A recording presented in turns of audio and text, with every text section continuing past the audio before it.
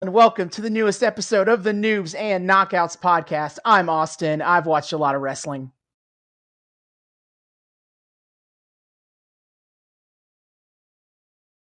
I must say, as Austin remarked to me, I am rather shocked that today we are in fact going to be watching more wrestling and that my noobishness will actually continue to be lessened today. Yeah, we after 2 weeks of just not talking about actual wrestling, we are back to form. Excuse you. There is nothing more actual about the emotions I wrestled with while listening to Hulk Rules and the aliens that were wrestled with in Invasion from WrestleTopia. Yes, I believe you on one of those statements. But enough of that. Today we end another plot arc on this channel, on this show, because we have been talking about Summer of Punk. Was one of the last stories that we did. It was in 2020, I believe. The pipe bomb was one of our last episodes, and now it is. We have reached our end. Yeah, another era end, and this one is especially heartbreaking for me because I have loved the Summer of Punk. I know Austin has been gearing me up to say the last episode sucks, but up until now, the Summer of Punk has been an absolute highlight for me. There's been a lot of good and a lot of bad. We've discussed on the show. Obviously, people know like I love Lucha Underground. I couldn't stop saying enough good things about anything we watched in like the Brody Lee tribute or that one AEW Dynamite episode we watched. But Summer of Punk especially speaks to me in my sensibilities because longtime listeners will recall how very early on I discussed the Shakespearean feeling that I got from kind of wrestling when we first started watching, and Summer of Punk is the culmination of that. The writing and the scripting and the acting, it was peak theater, and that is the big thing I love about wrestling is when it feels like I'm watching an especially body over the top, mildly interactive theater show, and that's what Summer of Punk has been. So to reach the end is a sad stroke for me, I have to say. Yeah. To be perfectly honest, this story, I guess it doesn't quite end here in the tradition. It isn't like this is, wrestling is ongoing always, and stuff does happen on this show that leads into the storyline continuing. But I want to get off this train while I'm still happy about it. Mm-hmm. And in fact, we'll talk more about what happens. I watched the next month of shows after this, just so I have a good understanding of where this plot goes afterwards, so I can talk about it in terms of a more full what goes on. But in terms of I think like the peak of this storyline was obviously Money in the Bank, but SummerSlam 2011 was very much like the end of this period of time where it was the hottest thing going. Yeah. That's I mean, Money in the Bank was exceptional for what it presented as the culmination of a long-running story. This is the most fulfilled I have felt by a long-running story in what we've covered so far. And I mean, Austin, you had your gripe last time about, you thought Punk showed up too quickly afterward, but even then they managed to get a good moment out of it. So we're still at a point where like, even if things aren't going to match up to the same level as Money in the Bank, I appreciate like the lengths to which they're going to still try to maintain some momentum, I think is what I'm going for here. Yeah, and I think that's as good a segue as any to kind of talk about is that I've watched 2 episodes of Raw before in between here to get to a SummerSlam, and I want to kind of talk about is this whole time I've been I've been coming at it from the perspective of like, where does it fall apart? Because it does, and I wanted to figure out where. Because because that first part was so amazing, almost groundbreaking, or at the very least, very, very, revolutionary for its own time, if not necessarily wrestling as his over for forever. I would say And for the modern era, from what I understand, mhm. it is highly unique in what it presented to the point of being able to say it was a bit revolutionary. Yeah, it was it comes by in this peak time of WWE PG. This is it. This right here is kind of the peak of WWE PG era as people understand it in the late 2000s, early 2010s. Mhm. And Punk felt realer than all of that. Yeah. And so yeah, I've been coming at it from this thought of like where do the wheels start coming off? And I think I found it in watching the two. It's not that it was bad necessarily, but it stopped feeling as special, I think. So I'll go ahead and talk about it. Is that, the week after Punk comes back, he he addresses the crowd, and he kind of cements his own face turn, because remember, at Money in the Bank he was still technically a heel, but the time off and the people really buying into the storyline kind of made him into the baby face. Mhm. And so now he comes this speech, and it's a lot of like, he says that he came back because he realized that he couldn't do the revolution or whatever. He couldn't be the voice of the voiceless from his couch. That he has to be here. He has to be in the middle of it in order to be the revolutionary figure he wants to be for himself and for the fans. That's basically the gist of what he was getting at. That's why he came back. It fully recenters his motivations, because when he starts at the pipe bomb, it's all very him. It's about me. It's about I'm not being respected the way I should be. And now it's more about the people at large. Mhm. What they want and need. And he immediately runs afoul of Triple H. And I hate to ramble too long about this, but I'm going to say his stuff with Triple H isn't good. Or at least it doesn't Oh. even come close to the stuff with Vince McMahon. And I watched these episodes weeks ago, so I've had a long time to sit on why I think that is. What is it why it doesn't hit the same notes? And I think there's a few things. Is, first of all, the angle starts again. We're talking about this idea of Punk feels real in a time when WWE never felt less real. And the thing is that when he's making attacks on Vince McMahon, it feels real because Vince is legitimately the owner. He's talking about things that legitimately is within Vince McMahon's power to affect. Triple H, while he is being set up to be a figure in the company for realsies in real life, and especially by now, 10 years later, he is kind of a pretty prominent figure from a creative perspective. But in 2011, he's a lot more kayfabe in charge than he is really in charge. And so Punk kind of having to play off of the kayfabe person in charge, I don't think hits the same notes as it would when he's attacking the real person in charge. Because I think that's the first problem. Yeah, I can see that. I mean, they do a good job at setting up the sort of potential ousting of McMahon in kayfabe. Mm-hmm. But the way they perform it, the audience is kind of made to understand that this is kayfabe. Mm-hmm. We are watching a fiction go on here. While sure, there are probably parts of it that are reflective of things that are happening behind the scenes, mostly in Triple H's ascension, we are made to understand.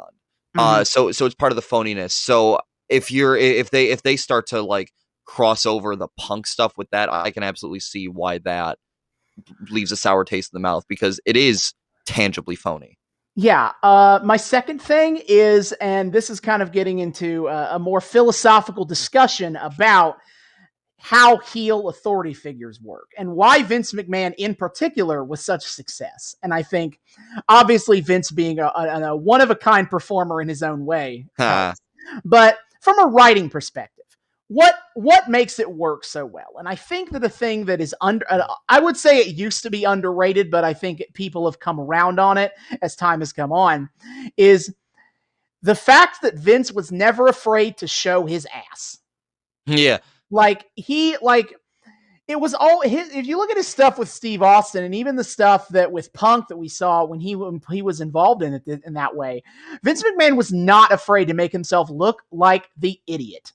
He was like, we didn't have an episode go by without Steve Austin, giving Vince a stunner or bag tagging him or just Yeah. beating the hell out of him in the or body checking him into a locker. Yeah. Vince McMahon always bounced back because he is at the end of the day the owner of the company. You can't technically get rid of him.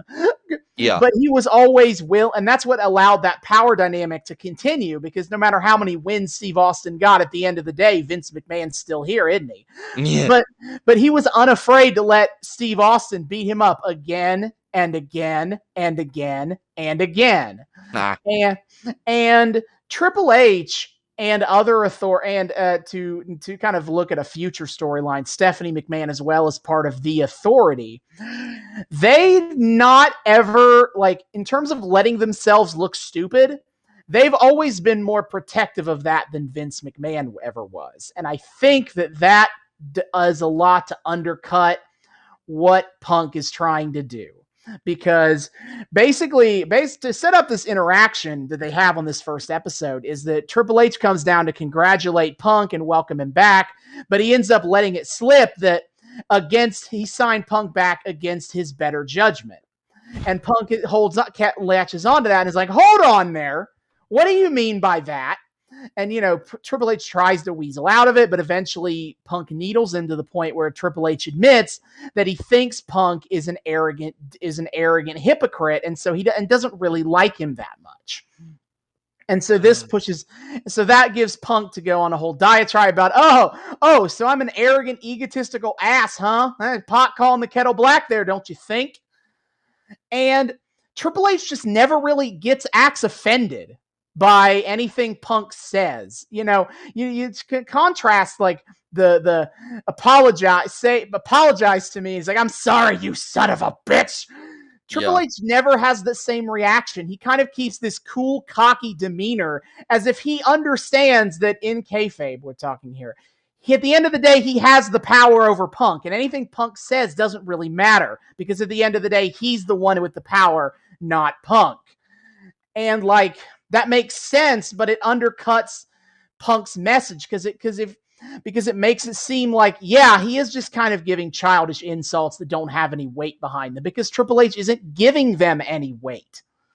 I will add too, just kind of from hearing about this, what it almost kind of sounds to me is like, and again, this is coming from someone who hasn't watched this, but just off the top of my head, this sounds like a problem of the writers kind of put themselves in a corner here. They kind of back themselves into a corner on two ends.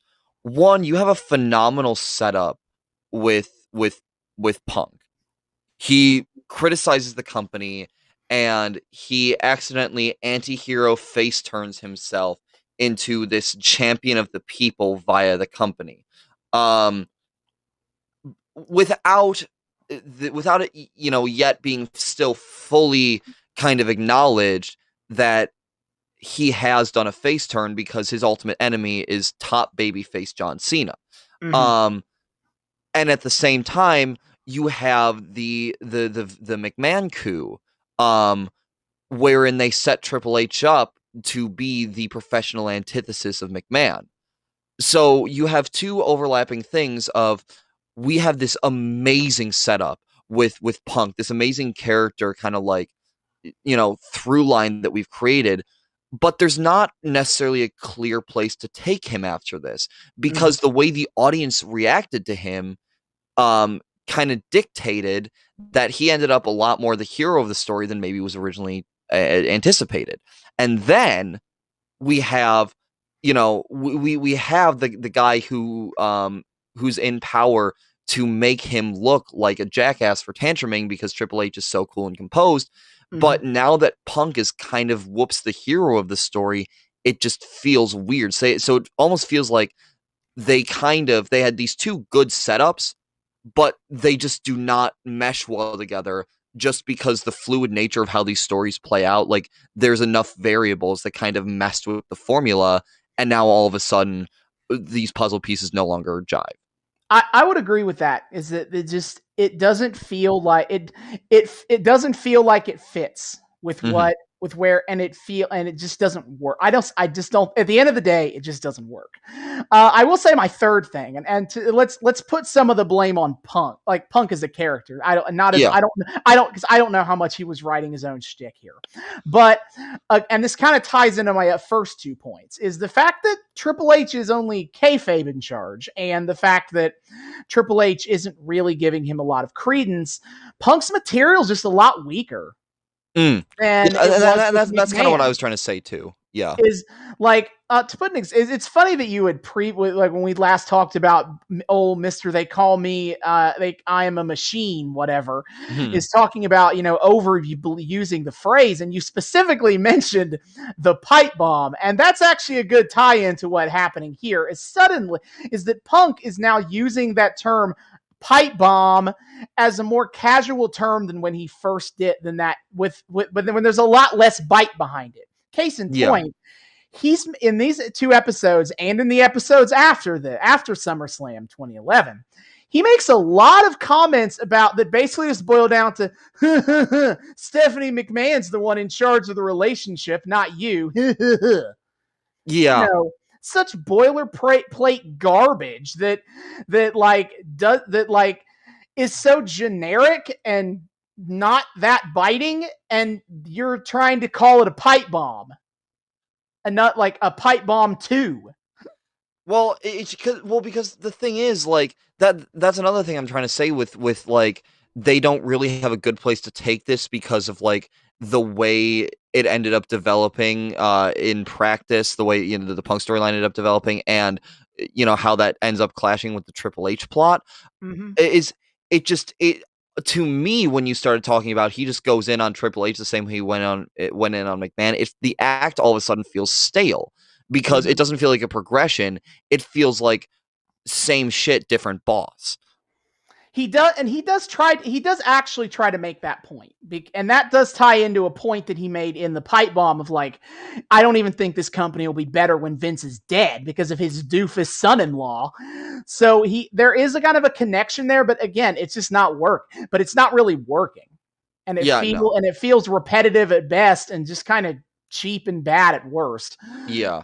And then, kind of skipping ahead to week 2 is the contract signing between John Cena and CM Punk. It's the week that's by the way the main event of the show that we're going to watch today. CM Punk versus John Cena again, as they're both rightful WWE champions. So it's like one of them should win, right? We can only have one champion. They made that very clear. There will be one WWE champion when we're done, and Punk gets another diatribe on. He kind of repeats a lot of his shtick on Triple H. I will say that his best work here is when he goes in at John Laurinaitis, who has been an ancillary character in this storyline as another of Vince's Stooges. And honestly, again, this kind of goes back to what I think makes his stuff with Vince work, is because it feels real. Like you had seen on Twitter that when people were circulating around that clip where he talks about John Laurinaitis firing people back when when WWE in real life in 2021 had most recently fired people again. And that's when he does that shtick, is when he goes in on John Laurinaitis making these impersonal phone calls, being like, oh yeah, budget cuts, kid, what can you do? When you're Yeah. like people's livelihoods. And again, it feels very real and actually like he's hitting at something, because John Laurinaitis in real life was the head of talent relations and was the person who makes those firing calls. Yeah.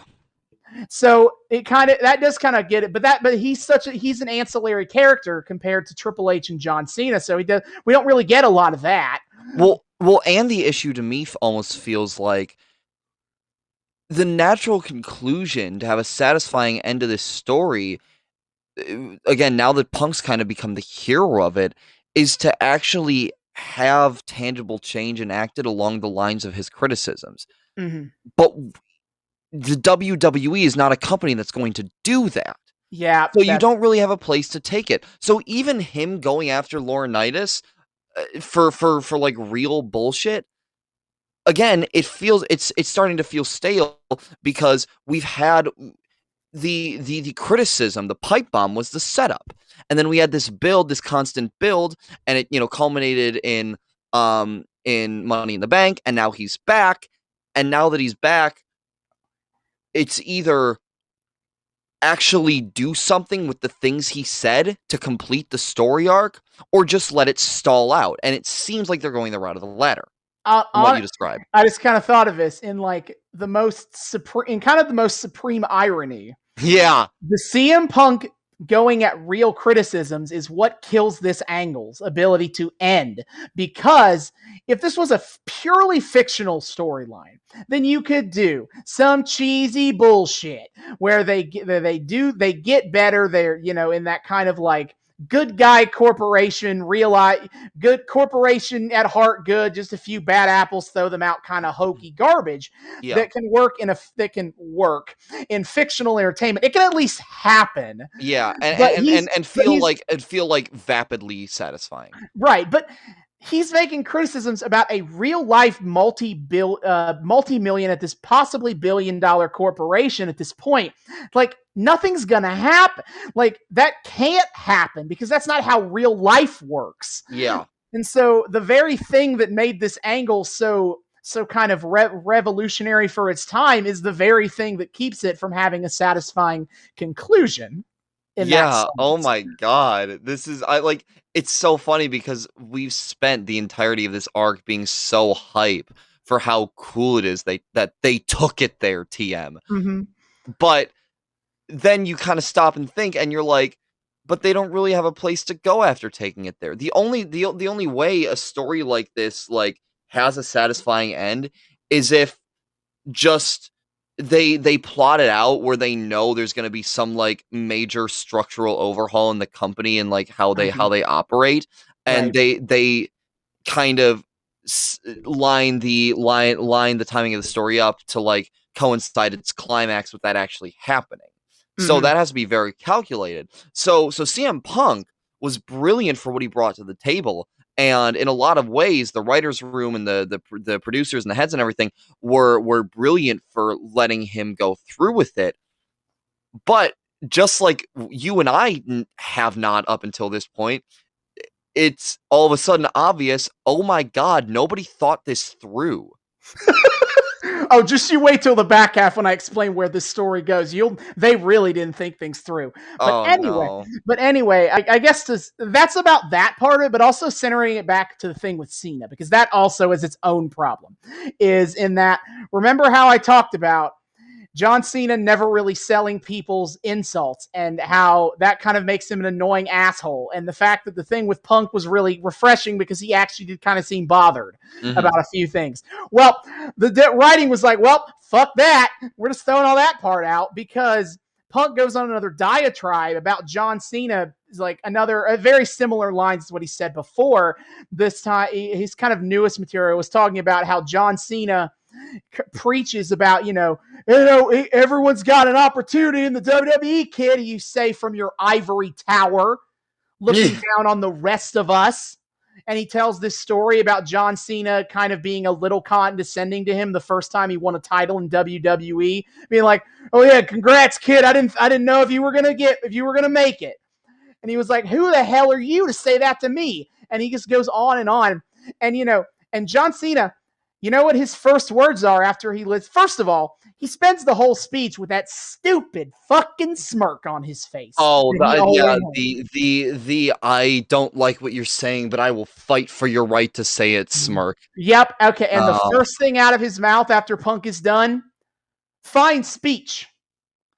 Oh. And he doesn't really address any of Punk's points in any way. And he just goes on and on about his own regurgitated garbage. And, and they even kind of rub the salt in the wound a little bit in that he calls back to the whole, you're not the Boston Red Sox, you're the New York Yankees thing. Mm-hmm.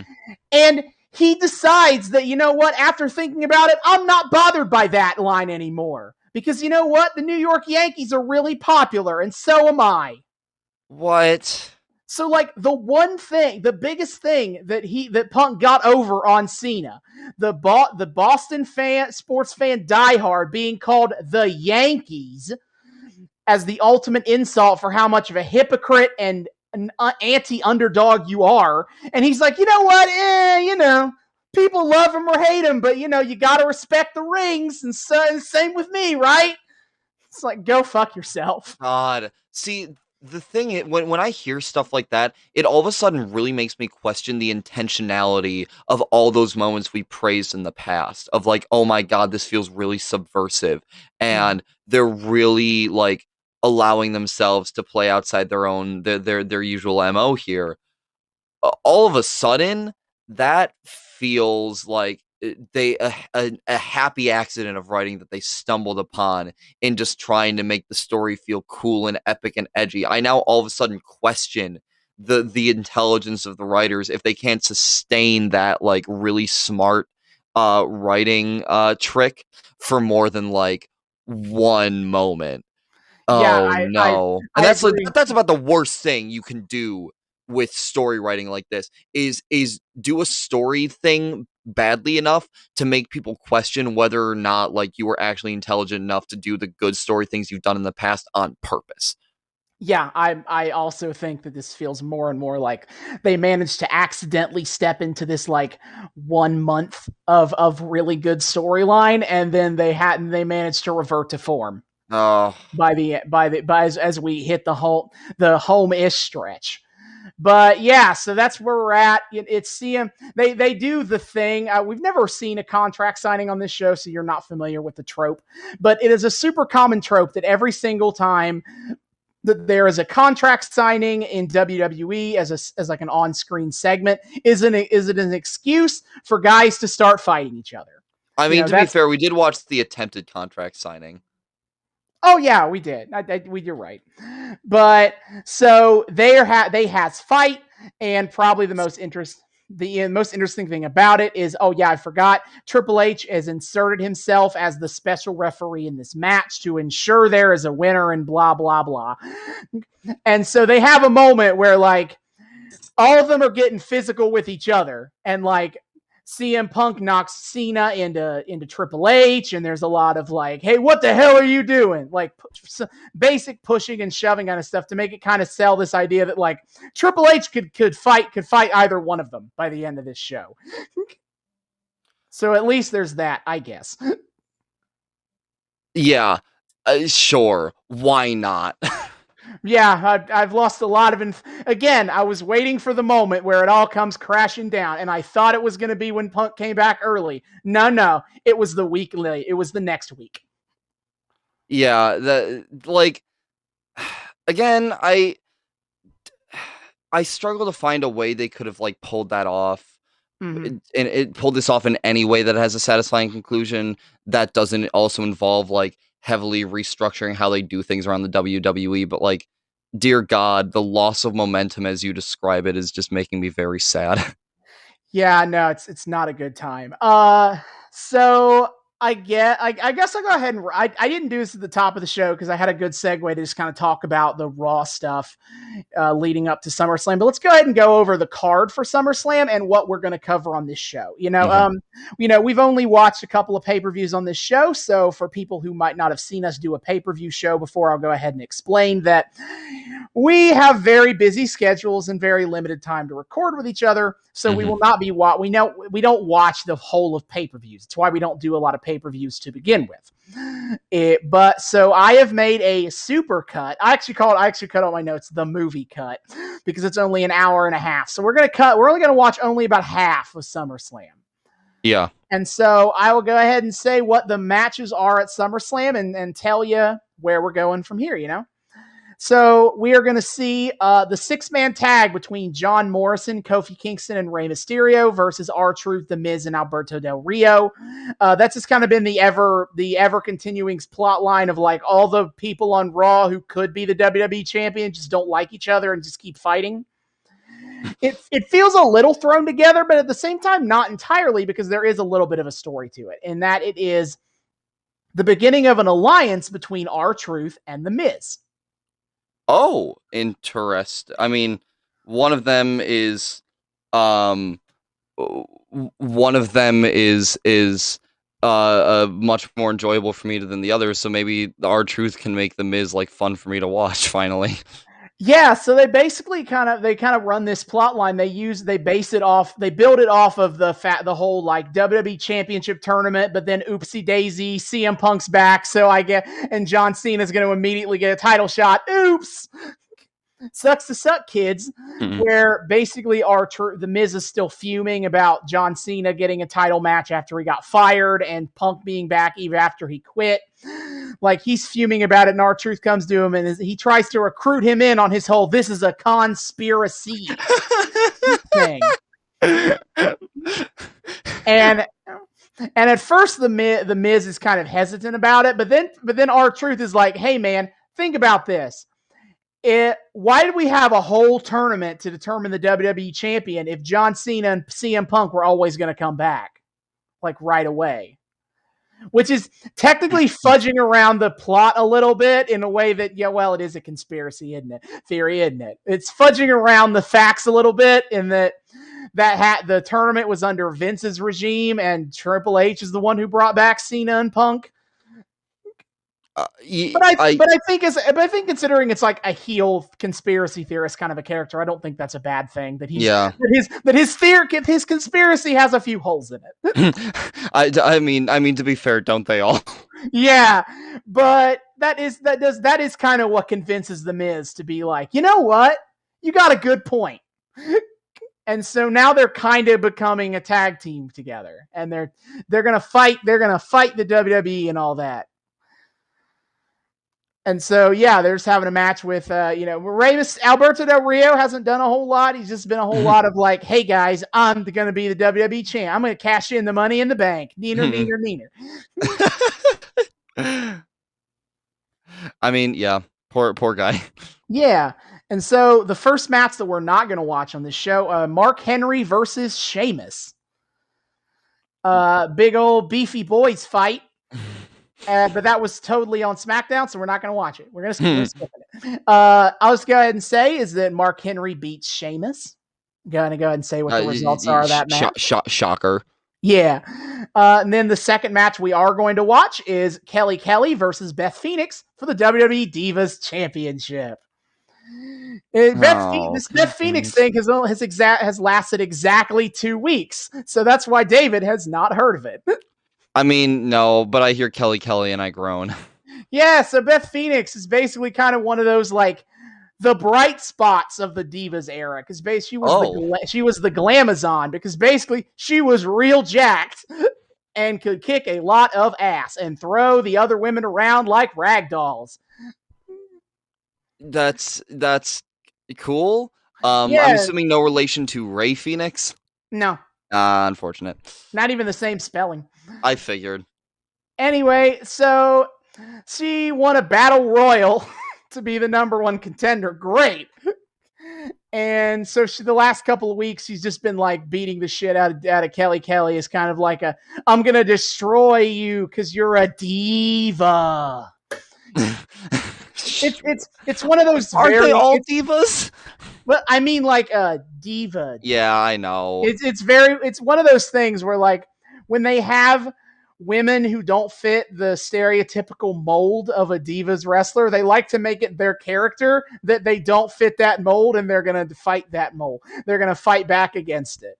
So that's what we're doing with Beth and Kelly. It'll probably be better than the matches with the Bella Twins, but could go either way. I would like to believe it'll be better than a Bella Twins match, but we'll see, I guess. Yeah. And then the next 2 matches are SmackDown matches, so we're not going to watch them. Wade Barrett beat Daniel Bryan. I admit I don't really even know the storyline behind this one, but it probably is pretty good. Probably a pretty good match. Yes. And then Randy Orton beat Christian in a in a no holds barred match for the World Heavyweight Championship. A bit of a culmination of their feud that's been the A story on SmackDown in the exact same period of time as our thing has been. Okay. And it's actually a pretty decent story if you're okay with the fact that Christian basically never wins. And you really want him to. If you have no personal emotional connection to that, then it's a pretty good story. That's sad. And then, of course, our main event, CM Punk versus John Cena to be the undisputed WWE champion with Triple H as the guest referee. Okay. We've made it this far, David. I know. I should be more excited for this than I am, but God, the way you've described how this ends, just no. It's only gonna get worse, I'm afraid. Oh. You'll see. Oh, disgusting. Anyway, then let's get on with the show. We will see you guys in the back half to talk about half of SummerSlam, I guess. Yeah, it's close enough. Close enough. See you guys then. Yep. Watched, I guess, most of SummerSlam 2011. Do you want to start with the obvious, or do we want to build to it? I just off the bat want to say, woof. I don't intend for us to keep ending these arcs on a bad note. That wasn't my intention. Yeah, Jesus Christ, dude. And sadly, the New Generation one also isn't going to end that well. Well, okay, I'm not shocked about New Generation not ending well. That's the whole point of the New Generation. I swear that our next few are going to end on a good note. I'm pretty sure of that one. Pretty sure. Okay, yeah. See, what kills me is that now twice in a row I've been lulled into a false sense of security, because when as those who listened to episode 24 know, there was a very palpable heartbreak I felt in how everything kind of ended. I felt very cheated out of what I felt I was promised by the story. Here, now, I will have you know that they promised that at the end of the night there would be one WWE champion. And that was delivered upon. I'm not even talking about tonight. I feel cheated. This was more, yeah, but like in a different way. This was more, you had warned me that Summer of Punk doesn't end well. And I was like, oh God, the trek toward the inevitable downturn.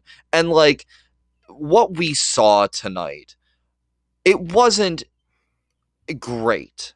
It did not nearly reach the heights of what Summer of Punk was at its best. It didn't even reach the slight denouement that we saw in the proceedings last week. It was flatly below that.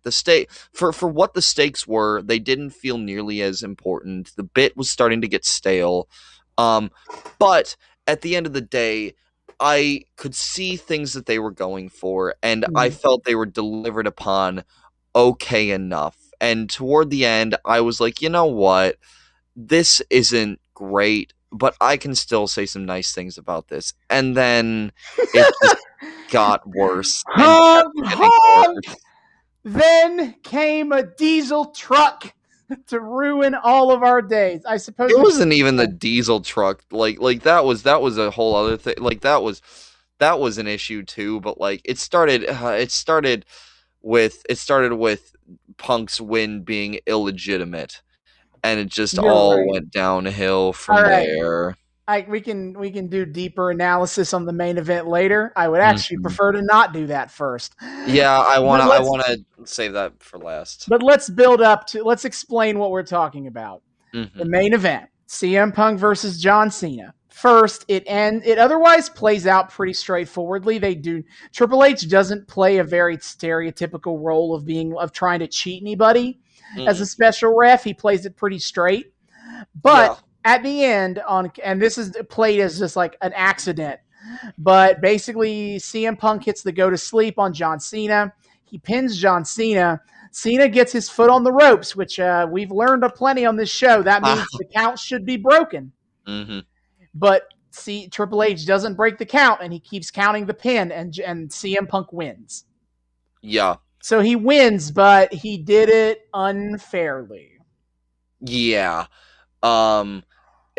Which again, we can dive into that deeper analysis later, but just off the bat, like not a great place to start. Especially considering how they play this out, the next two things I'm going to say. They give this story beat as if they're going to continue Punk versus Cena, and they kind of are, but with another party involved. Mm-hmm. So Punk is celebrating, and then out comes the honk honk Diesel, Fucking aka Diesel for Kevin some Nash. reason. He shows up and he power bombs. He gives him the jackknife power bomb, dead center of the ring. And out comes Alberto Del Rio with his money in the bank.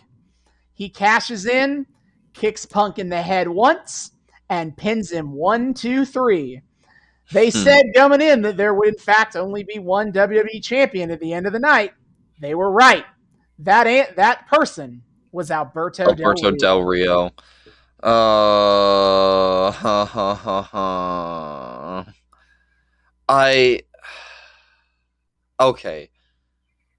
I guess there's so much for me to talk about, like why this hurts. I mean, I'm sure people who have listened to our Summer of Punk arc all the way through already kind of get the gist of what I'm If going to yeah, be going for here. But yeah, like, if you knew what was coming, you knew. yeah, so like this hurts for a number of reasons. Like one, obviously, as we talked about extensively in the first half, this bit was stalling out and stalling out quickly because they didn't really have a place to go after this, except for just having CM Punk make cheap jabs at all the power players in the company while still completely playing ball, just acting like a smug douchebag about it, Yep. which takes away a lot of the edge of what he was going for when the pipe bomb promo first dropped. And on top of that, all of a sudden, the way in which they tried to do the thing they've been doing this whole time, where we see the buildup, we see like throughout the episode Punk starting off in a place and then it kind of like being a buildup throughout the episode till we get to the main event.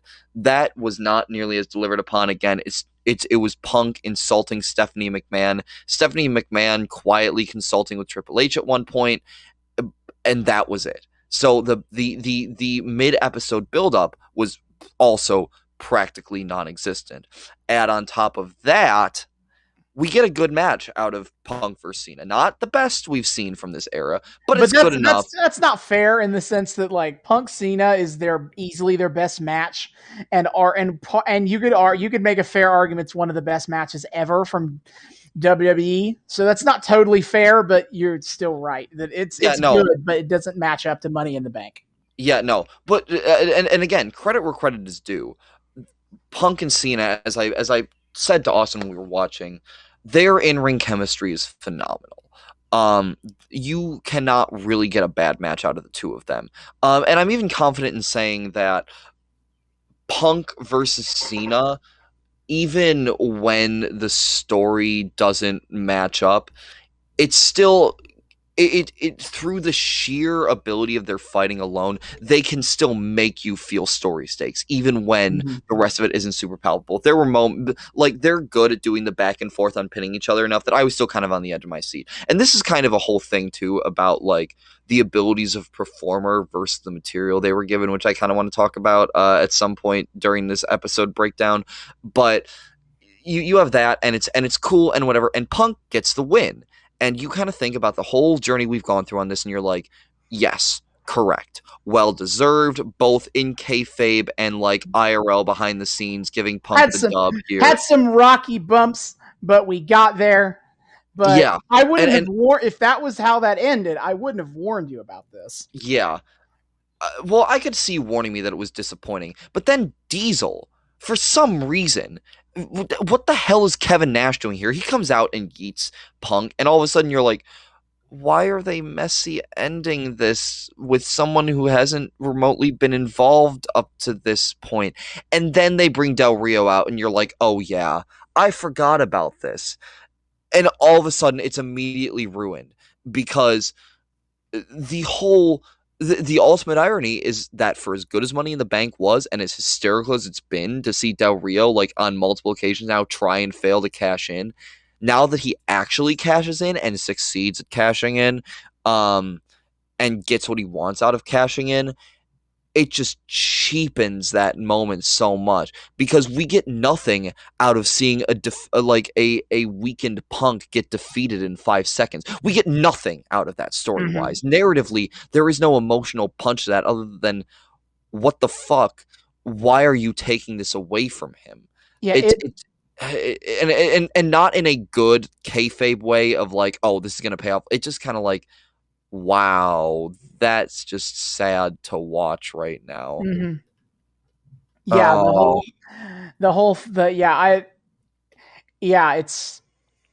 it was rough going, and I already knew what I was gonna see, and I was like, mm. oh, I can't even fully put to words like why the Del Rio cash in doesn't work in theory it could. It just doesn't. It feels disconnected and it doesn't feel earned. I think, which is yeah, I know the point of Money in the Bank, but but when here you have a whole story like this that's built on consequences, and then oh yeah, Del Rio's here and just kind of it's consequences in a way, but it doesn't like really have an emotional kick to it. It's just like such a deflation of what we just saw. even if it's supposed to feel cheap and unearned, there's still ways to make that work within the narrative of the story, and there are Mm-hmm. plenty of Money in the Bank cash-ins that do that. Mm-hmm. This one, it just didn't feel like the right time to do this. Mm-mm. Yeah, CM no. Punk had no time to kind of bask in his new status as the hero of the anti-hero of the people before they're immediately like, LOL, on the chase again you go. And again, and I think the big problem here is again that the bit is getting stale. It no longer feels edgy. So you don't get the sense that this is going to pay off in some way. You get the sense that oh, it's just going to be Punk insulting more people and like you said going on the goose chase once more rather than anything he said actually coming across like it has a material impact on the company. It doesn't feel like they're going to play this for a corruption angle on Del Rio's part or on the higher ups part. I'm It's going to just go gonna ahead and tell you they don't. yeah, no, it just feels like it just feels like them shrugging their shoulders at me like that's showbiz baby without a single thought when the whole point of the entire summer of Punk is that he's calling out the that's showbiz baby mentality and how fucked it is. Yeah, it's supposed to make you frustrated and want to see Del Rio lose. It didn't make me. It made me frustrated, but not for that reason. And it's that tough thing of like when it's good, you really want it. You buy into the story, and when it's bad, you just think of the creative decisions about in choosing to do that. That's a thing that I talk about a lot. I think about a lot. Is that like both as wrestling fans and as regular media is like this idea that like wrestling, it's a common trope in wrestling fandom to talk about like, ugh, fans care too much about the backstage stuff. They don't just be a fan and think about it, the storylines. Here's the thing though, and they act like it's unique to wrestling, but it's not. And here's the difference. When it's good, as I just said, I'll reiterate what I just said and expand upon it. When it's good, you only think about the story. When it's bad, you think about anything but that. You want an example of this outside of wrestling to make this not be like some wrestling fans thing? Game of Thrones. First 6 seasons, 5 to 6 seasons. Nobody knew nobody knew who the fuck the showrunners were on that show. Last few seasons, that's all anybody was talking about. Well, wrestling's in a unique position too, where you can have it that the story's good and the fans are still thinking about what goes on behind the scenes because there's such a blurry line between like those two concepts. And the whole point, again, of Summer of Punk was getting the fans to think about that in kind of this edgy way. But it doesn't get you thinking about it like that. It gets you thinking about it in terms of realizing that the writer's room is spinning its wheels at this point. It doesn't get you thinking about like interesting implications of the backstage politics. It gets you thinking about the writing and not in a good way. Yeah, Yeah, it's this whole like this storyline quickly, and it's like that's the thing about Del Rio's cash in. I was gonna say is that it doesn't make you think about like, oh, that piece of shit Del Rio. I can't wait for Punk to get his. All it makes you think is you just see the WWE creative and how they act, and you just Mm-hmm. like they've done it again. Yeah, Once again, they fucked it up like yeah. they always do. Yeah, it's not. It's no longer part of the fun kayfabe that Mm-hmm. everybody who that all the people who make the creative decisions at WWE have a track record of being fucking morons. It's Mm-hmm. back to that being the frustrating status quo reality of Mm-hmm. being a fan of this company. Um, Yep. and on top of that, I what's especially frustrating is kind of like I mentioned earlier, the difference between quality of performance and quality of material. Because here's the thing, we are in this case watching all gifted performers give their all to this. Punk and Cena, especially, obviously. Punk, there's a reason, he became as beloved as he did during this arc, and that's because he is a phenomenal character actor who can go out there and use his charisma in legitimately edgy, provocative ways, and still get you on board with him. And you have Cena, who has taken this entire arc to show off that he had more range than just the good guy, simple himbo boy scout that he's been portrayed as for a lot of his career up to this point. Mm-hmm. He could portray, as you so aptly termed it when we were watching, vulnerability when the crowd's not with him and it actually hurts, and the desperation and the unwillingness he has to kind of act as a proxy for the WWE's kind of shady bullshit trying to censor Punk here. That's awesome. We have Triple H, who's doing a really good job at portraying the character he's given, and like we said in the front half, doing it in a way that really invokes a compelling comparison to McMahon. Mm-hmm. And we have Del Rio, who I've come to just generally enjoy more, doing his part of the act and, doing his damnedest to make it to make it work and look good. And, now realizing how he was treated backstage makes it all the more fraught to think about. But, we have him doing his best.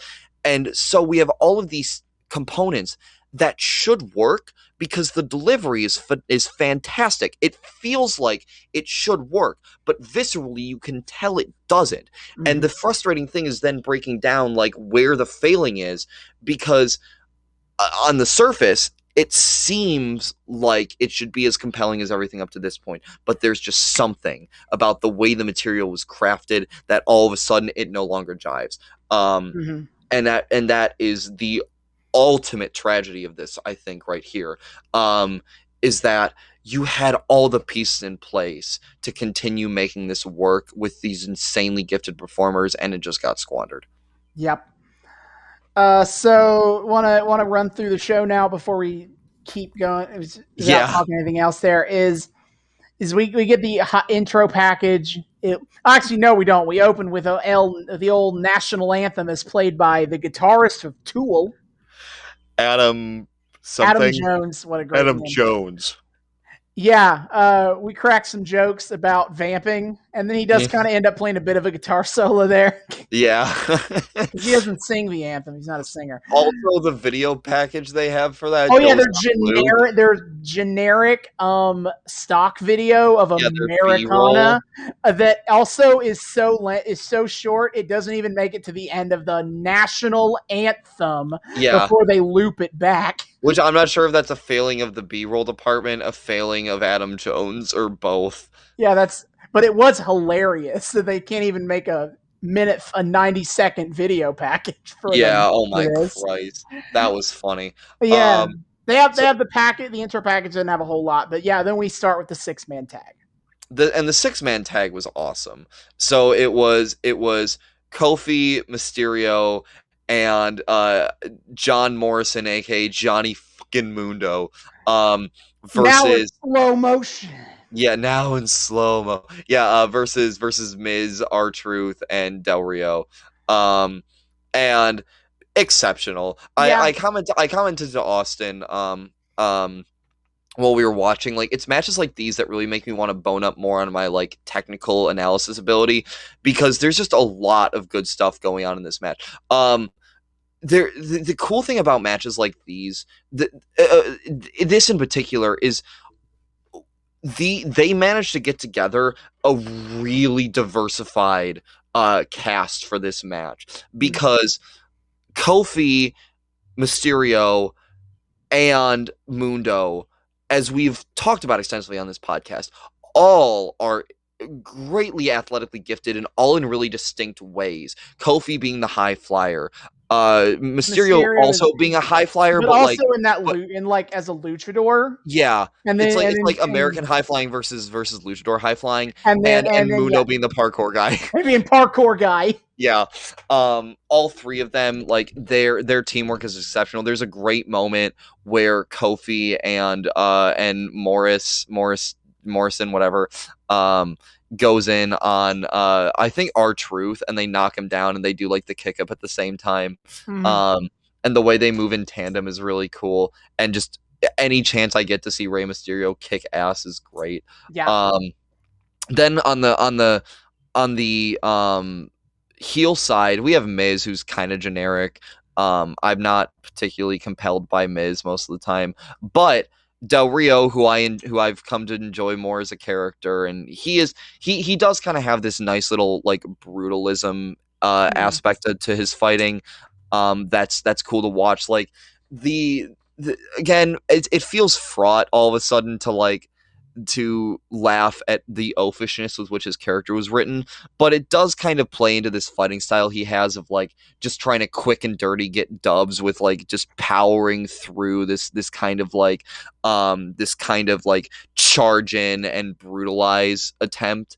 And then you have R-Truth, who, as much as we just like laugh about R-Truth on the show because he's such a great comedy character, has absolutely wild amount of athleticism in his body. Like, oh my god, He he does. casually does the splits and Yeah, somersaults the dude backward. can Holy still do shit. that, and he's like 45 now. He can still Yeah, casually hit the splits. It's wild.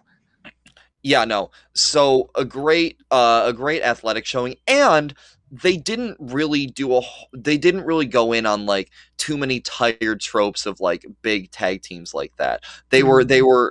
They managed to pull out enough distinct imagery, again, probably as a virtue of like the very distinct fighters they had in the ring for this one.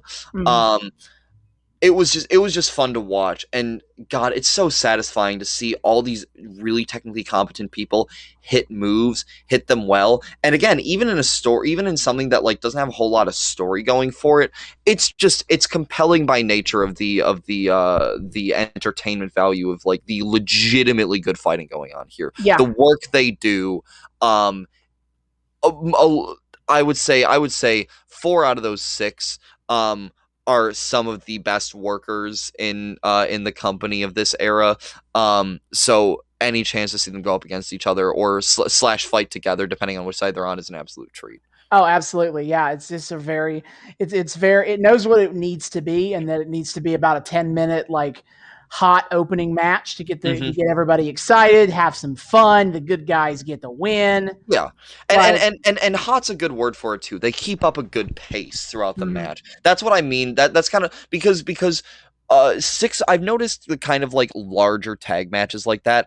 Sometimes there's so many like little shenanigans they want to try to be cheeky and pull that end up kind of slogging the match a little bit.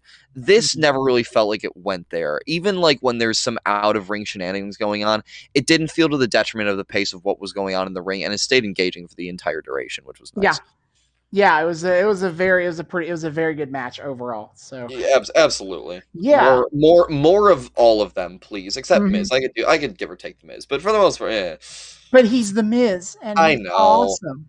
Like as I don't know if I've ever mentioned it on this podcast, but I've mentioned it to David that the Miz Yeah, was my first favorite wrestler. So this disparaging I'm of sorry. 2011 Miz. I'm sorry. I'm being mean to Miz over here. I I'm sorry, I do not care.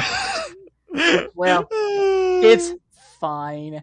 Anyway, we get a backstage interview with Punk where he basically just kind of fucks around on John Laurinaitis and then Stephanie McMahon. First, Laurinaitis is like, I want you to apologize to me for kicking me in the head, because I forgot to mention that like during the contract signing shenanigans, he just like CM Punk just like straight kicks Laurinaitis in the back of the head, and so Laurinaitis like, apologize to me, the executive vice president of talent relations.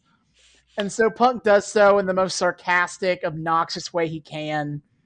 Yeah. And Laurinaitis is like, oh, fuck it. I'm just whatever. Which, again, good job on Punk's end, delivering the material. He's still playing his character well.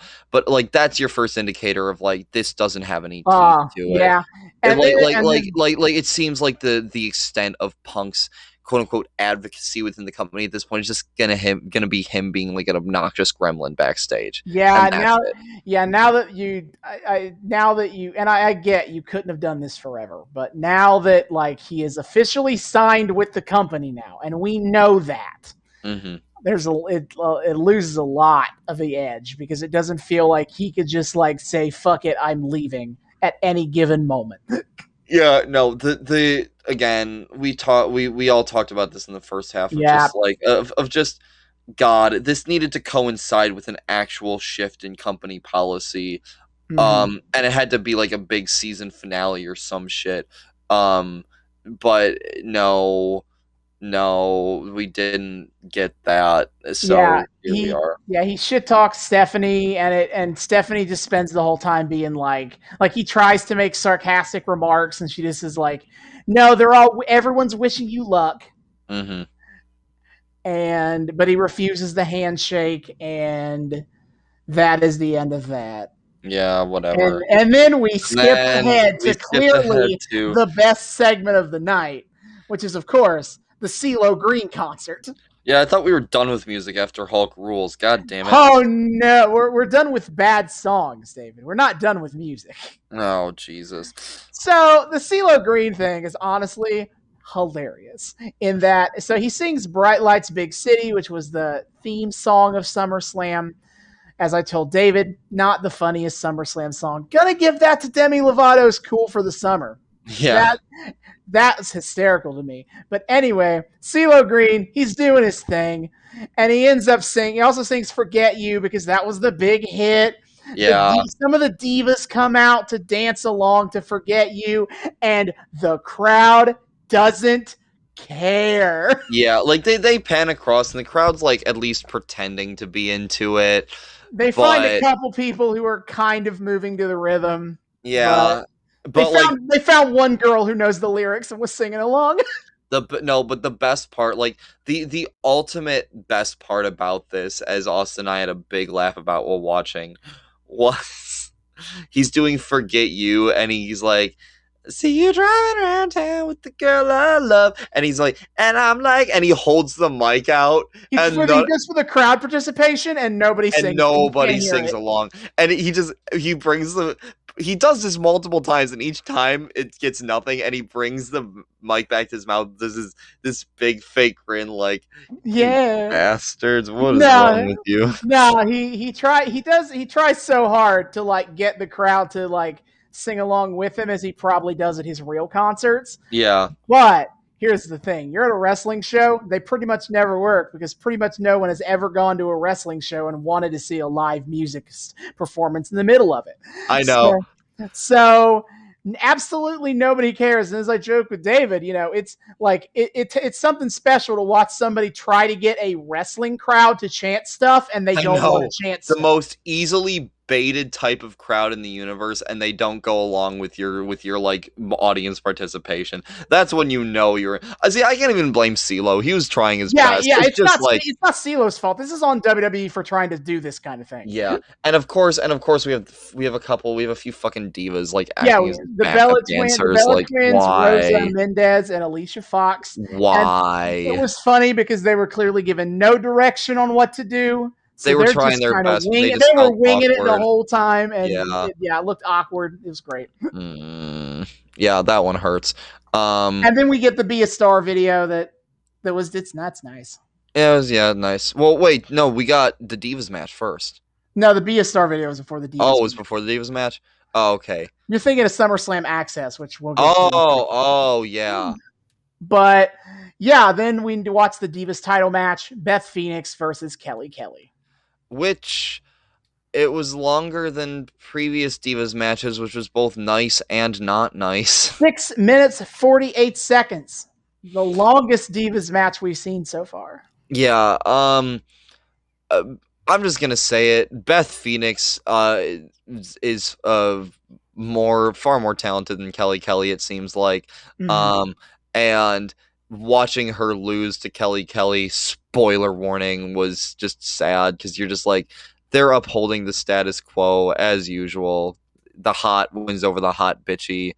Cool. Yeah. God. Like, Beth Phoenix was trying her best, but Kelly Kelly can only do so much around here. I mean, like, I will say, like, the crowd was more into it than they have been in the past, which was like a nice boon for them, I'm sure. And there were some legitimately impressive moments. There were some times where Beth Phoenix got Kelly Kelly into a corner, and the way Kelly Kelly got out of it was like cool, and the way Beth Phoenix got her into the corner in the first place was cool. So like there were some moments, but overall it was still just like, yep, this is the standard thing. It's two hot ladies in semi-bikinis cat fighting because somebody backstage wanted this, I guess. Yeah, I think there was a good contrast between, you get the Beth Phoenix is big and strong. Kelly Kelly is not big and strong. Yeah. And so she's throwing Kelly Kelly around a little bit, and that's fun. But in the end, Kelly Kelly still pulls out the dub. Yeah, we're talking about pace earlier. Like, one of the big issues with the Divas matches when they're not just like abhorrently short is they feel so long. They feel long, they slog, because the way they wanted them to like fitness model cat fight just ruins the pace of the thing, because they just go for these like cheap, dumb, bad moves that look lazy, and they're not used as like an auxiliary to any other like bigger, better moves or combos or anything. They're supposed to exist on their own as legitimate moves, and you're just like, well, that was a thing that didn't sell particularly well. Yeah, like this, like moving on. Kelly Cat, like this, and this is honestly like the best Kelly Kelly could do. Yeah, with she just has no impact on her moves at all. Seriously, and it just, she's clearly has some level of athletic ability in that she can do like handstands and shit. But like in terms of being a wrestler, she just doesn't have it that way. Like she's just not that great at athleticism as required in a wrestling context, and that makes it. And like that's not her fault. She can't be Ray Phoenix. Like that's a genetic thing, but and it's not like. If that's at the end of the day, that kind of thing is on WWE, because they're the ones who set the standard for how this is going to work. Exactly. Like, this is what they want. Yep. So it's just another notch in the belt of that was a Divas match, and that was a thing I watched. I did note to Austin, this is. Well, I noted this was, oh my god, now that we're done with Summer Punk, that also means we're done with Divas for a while. Austin pointed out we have one last, like, one-shot thing of bad ladies wrestling, but then after that, we're free from it for a while. We are, and I'll explain more about that when we get to the end of our show here, and I talk about what we're going to do in this time slot in our schedule next. Yeah. But yeah, there's not, like, I was just thinking through it, and a lot of the wrestling we're about to see going forward for storylines is either good or non-existent. Yeah, which is its own problem, I guess, but it's also not bad. I'm not gonna have to bad women's wrestling, more dumb Divas bullshit. So like, I'm happy for my almost release from this. Finally, God mercy. Then we get a backstage skit. I kept this backstage skit with R-Truth because I thought it was funny. Oh God, yeah. I've really come to love R-Truth. So he's just ranting backstage about the conspiracy. The conspiracy. And he comes across Jimmy Hart, baby. Jimmy Hart is there for some reason. He's just there as like a select, like, hey, Jimmy Hart's here. Isn't that cool? Yeah, I got a reaction out of the crowd. I really sometimes like don't give the crowd nearly enough credence for their like knowledge of wrestling history, because like there are some like obscure older feeling references that the crowd will still go wild for because they first have it zoomed in on R-Truth and then they pull out and Jimmy Hart's there and you can actually hear the crowd kind of cheering for him. So yeah, everyone loves Jimmy Hart, baby. Yeah, and I noted to David that this is 2011. Hulk Hogan's in TNA right now because Jimmy Hart's trying to sell himself as a manager for R-Truth, and he mentions people he's managed, and he doesn't mention Hulk Hogan. He doesn't mention Hulk Hogan. He doesn't mention that he was the inspired creative genius behind the inception of the Hulk Rules album. Very disappointing. Yeah. So yeah, clearly Hulk Hogan is persona non grata around here. Yeah. So, but and I want to point out like that when we had the opening match, R-Truth from the get go was like going really hard on making his like tenuous connections of like you all know I'm afraid of spiders. And spider starts with the letter S. You know what else starts with the letter S? SummerSlam. And then he does it again with Cee Lo Green. Yeah, Cee Lo Green. And what was the other word? No, he goes, it's conspiracy. Conspiracy. Start with a C. And also my favorite thing is after he says each line, the audience is whatting him, and of course he has to go at one point, "Don't what me," and the audience goes, "What?" And again, the easiest people in the world to bait. Poor Ceelo. Anyway, so he's already been making tenuous connections all night, as you do when you're R-Truth. Yeah, and the segment ends with Jimmy actually almost getting through to him here, as being like, "You got to think big, baby, ha ha ha ha." And R-Truth is like, "You know what, Jimmy? You're right. I gotta think big." And then he accidentally says the phrase "little Jimmy." Yeah, he's like, "I don't gotta think little. I shouldn't think little Jimmy." And then he goes, "Wait." And then he realizes, "Wait a minute, little Jimmy." So he thinks that like Jimmy Hart is Little Jimmy or is associated with Little Jimmy, and that ruins the whole thing. And the best part is Jimmy Hart almost acts kind of sus enough that like you kind of think, wait, does he have some sort of Little Jimmy connection? Because Hart is like, I don't know what you're talking about, and then runs away. Like, what the? And Archer's like, "What have you done with Little Jimmy?" Yeah, and then we get a cameo from Ron Artest. Because the joke is Ron Artest was a player for the LA Lakers. They're in Los Angeles. He was also known for kind of being a bit of a crazy person. If you want an example of this, in this calendar year that we're in right in this on this show, 2011, he will change his real legal name from Ron Artest to Meta World Peace. So, but for now, he's still Ron Artest for a little while, and they make it. They have him and his daughter backstage, and they do a bit where they're like, "Wow, that R-Truth sure is crazy," and you're like, "You get it? Do you get it? Because he's crazy, and he thinks the wrestler's crazy." Yes, that's the joke. Yeah, and it's fine. I don't. As much as I clearly lampshaded that as a stupid joke, I don't think it was that bad. No, it was cute. I'm fine with that. It's cute. And the crowd popped for it because they local basketball player and all that. Yeah. So then we skip ahead like an hour to hit SummerSlam, the SummerSlam Access video. Yeah, which was just cute. Like this big event they did where like they had Be a Star stuff going on. They had a whole bunch of celebrity cameos. Oh, man. So many 2011 celebrities up in here. I know. Jordan Sparks, Brittany Snow. We got a guy from Twilight, Kellen Lutz, I think it was. Something like that. Jennifer Love Hewitt was there. Yeah. The dude from The Blind Side. Yeah, the guy who played the football player from Blind Side, which I like forgot about that movie until like watching this. Like, oh man, they got the finest in 2011 specific celebrities. I know. and they they had all the wrestlers like interacting with fans and stuff, and Yeah, like I had to make the comment of like it is really weird watching because like CM Punk was interviewed too, and they had showed a little clip of being like, yeah, it's just so nice to be able to be here, and I'm like, it's really weird being in the middle of summer of Punk and watching Punk play Patsy to this. yeah. Like, sure, they're trying to like play it now as he's doing it for the fans, but like it's still just like I really don't know how much you're just going to be like smiling along for the camera if you are the character that you play on TV. Really, like the again the tenuousness with which kayfabe is adhered to at times, as when convenient, is a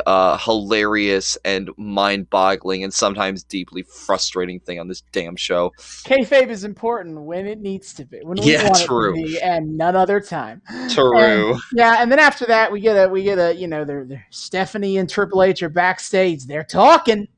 Mm-hmm. What's gonna happen? That ended up being a complete red herring. But we're at the match. I feel like we've already talked about pretty much anything we need to say about the match. Yeah, it's just It was a really good match. You had a it you is had a a good good you had a good descriptor of it when we were watching it. Did I? Yeah, I was talking about it being a sequel. Oh yeah. Well, so Austin called it a sequel while we were watching, and he called it a good sequel, and I amended that a little bit. I said this is. I don't want to call this a good sequel because good sequel implies it is the type of sequel that is aware of how to properly do a sequel. This was not that. It felt like a competently made cash grab sequel, wherein you're fully aware, like you're fully You're aware kind of just that doing there the is a same level of thing like, again. You're yeah, just kind of doing the same thing again, but at a lesser level. yeah, they're doing the same but it's still entertaining enough to watch because at the end of the day, you came here to see the central thing for as much as you may be a snob. You like to parade yourself as a snob who actually cares about like writing and artistic integrity. Yeah. At totally not calling myself out here. Hey. No, but I mean, again, match was nice. There were some cool moments. There was one thing we didn't mention that I do wanna throw out there too. Talking for a second a little more about like Triple H as a character is there's this moment where Cena and Punk are both out of ring and Triple H is counting them out. And he gets to 9 and he stops counting and he goes outside the ring, grabs each of them like basically by the scruff of their neck and tosses them back in the ring. Yeah. Which again is a cool character moment on like he's still like they're still playing him for like crooked asshole manager, but in a distinctly different way than how McMahon gets played. There must be a winner Yeah. in the middle of the ring. Yeah. Which like again, I appreciate that they're playing his character for he is a smart venomous businessman who will pull some shit to get entertainment value and is like a lot more composed than Vince when it comes to making decisions like that on the fly. But again, God, at this point, do none of these things like end up meshing well because yup, they really don't seem to. All of a sudden, all this smart writing that was there that I could not stop gushing about, it just like it's still kind of there. It's there in the little glimpses we get of the Miz as a, or not the Miz, of Triple H as a character. It's there in how they still have a little bit playing up the moral ambiguity of what's going on here, who's the real face, who's the real heel in this scenario. They still have little hints of that, but a lot of it's gone out the window in favor of just kind of rehashing the same shtick again and again and again because it worked so well the first time, and all of a sudden you have to wonder if they even understood why the thing they wrote worked as well as it did. Mm-hmm. And so we've already talked about, the match was very good. There was a lot of good moments to it, even if it doesn't, meet the level of Money in the Bank. I don't know if anything could have. Mm-hmm. But when we've already covered the end, everything that happened in the ending, I feel like I don't think I can add anything to that. So what I've did is I mentioned at the top of the show, I watched a month of extra episodes of Monday Night Raw after this storyline, after SummerSlam 2011. The build up to Night of Champions 2011. I watched all of the segments regarding Punk and Triple H and Kevin Nash so that I could tell you where the story goes from here. Mm-hmm. And boy, does it go places. None of them good. So let's go. I wrote notes so I could remember everything. So the immediate follow up is they're transitioning the storyline to be Nash versus Punk and Del Rio versus Cena. That is Cena and Del Rio is the WWE Championship match at the next pay-per-view. So that is where that goes. Punk is still there in the background being like, what the fuck, man? I would like to be WWE champion, please. Mm-hmm. But at the moment, he has other issues, and so it's not a priority in this next month and a half of storyline. But basically, it starts with Kevin Nash coming out and explaining his actions, and he said that he was at SummerSlam as a fan, but he was texted to, and I quote, stick the winner. And he claims that Triple H is the one that texted him.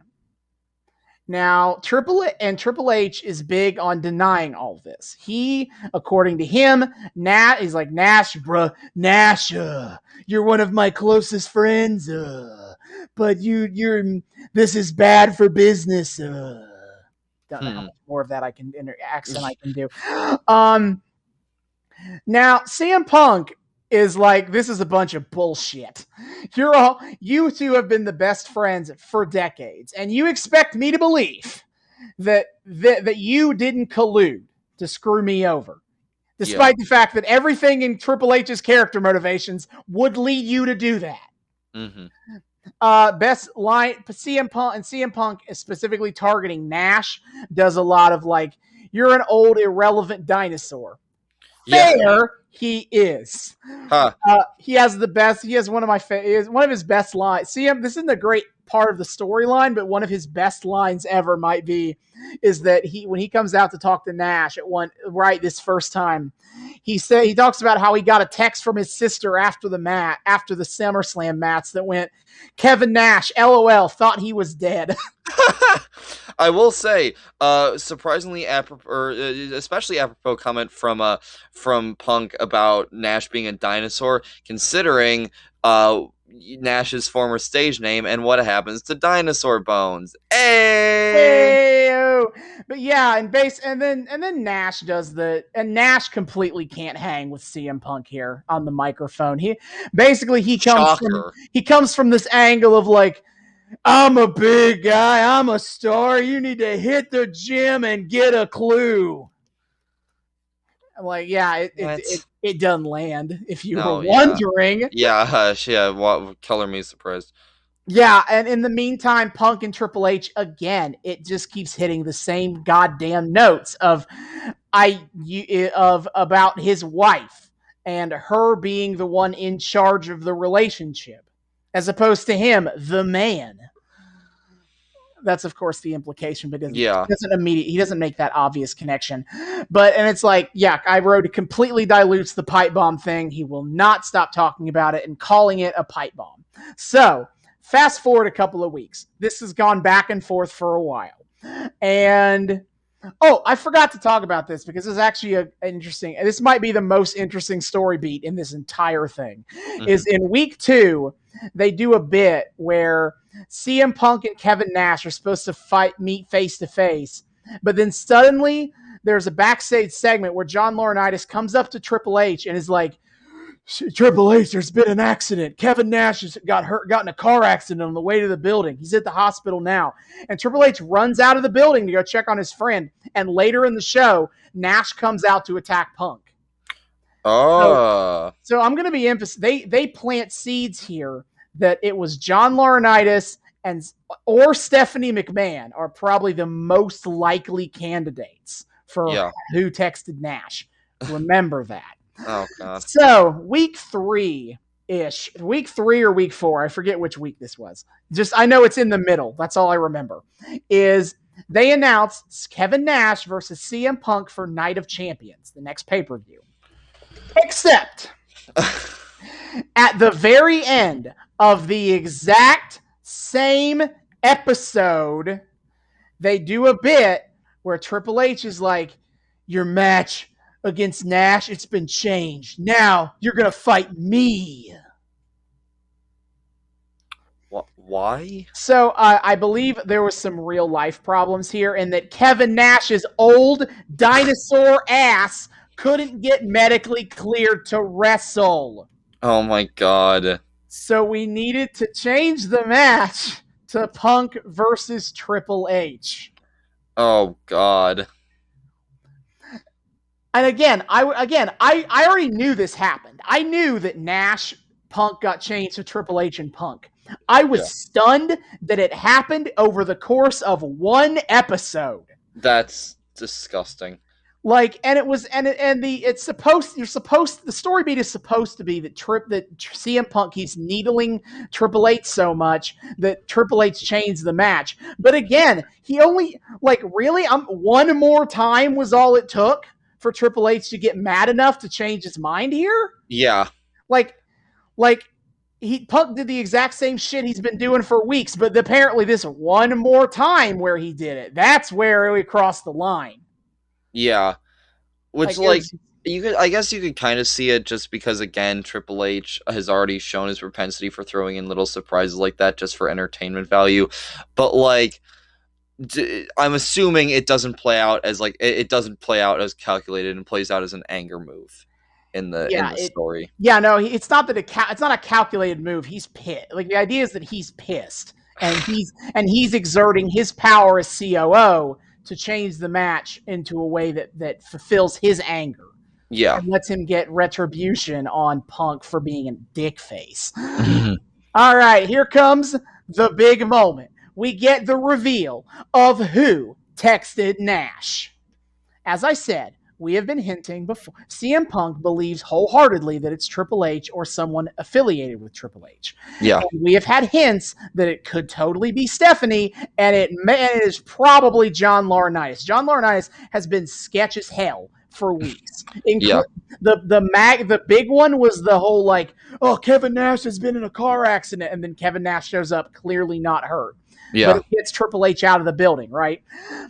And the reveal is Nash texted himself.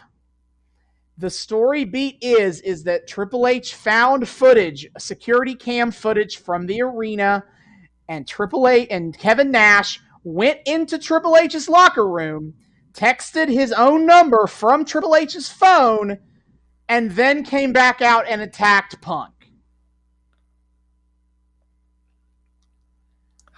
All this for a dinosaur irrelevant wrestler who up to this point has no involvement with any of this. Nope. What?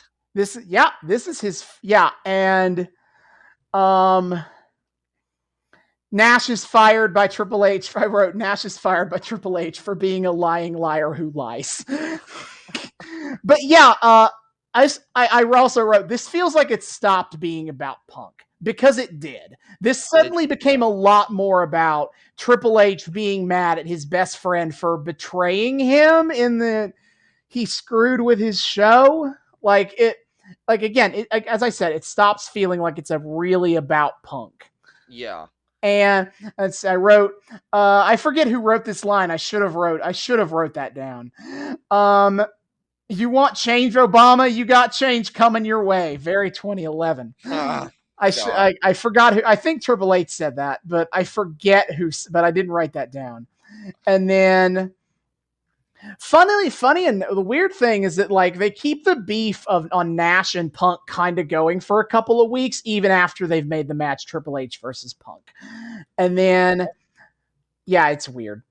And then the very last thing they do for this plot line is they have a face-to-face right before the match. And I don't remember when they added this. The stipulation was added that if Triple H loses, he has to quit being COO. That's the stipulation of the match. And I wrote a few notes about their face-off.